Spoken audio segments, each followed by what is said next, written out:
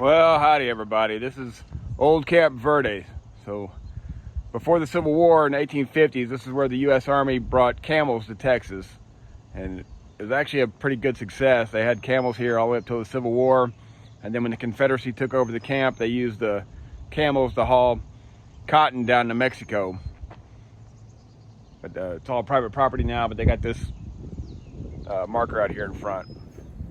So the marker says, site of Camp Verde establishes a frontier post by the United States Army in 1855. Headquarters in 1856 for the 40 camels sent by Secretary of War Jefferson Davis to be used in a system of overland communication with the West, which proved impractical. Surrendered to the Confederate government in 1861, reoccupied in 1865 by the United States Army, abandoned in 1869. So this is the original gate, and I think that house back there is one of the original fort buildings, but I'm not 100% sure about that.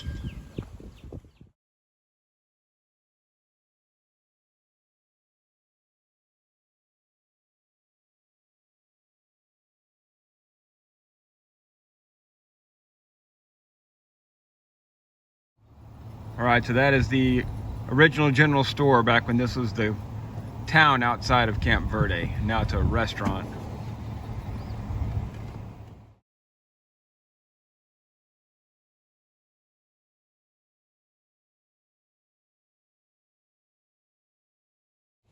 Great Western Cattle Trail. In 1874, rancher John T. Little founded the Great Western Cattle Trail, which became the primary route through which cattle came to northern U.S. markets.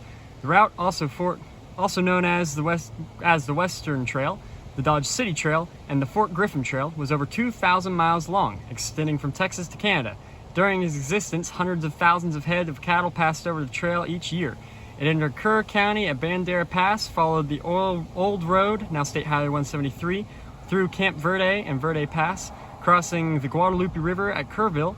Kerrville became a center for trail outfitters and contractors, mostly at the Charles A. Schneider Mercantile, where while cattle pens operated near McFarland Street above Town Creek.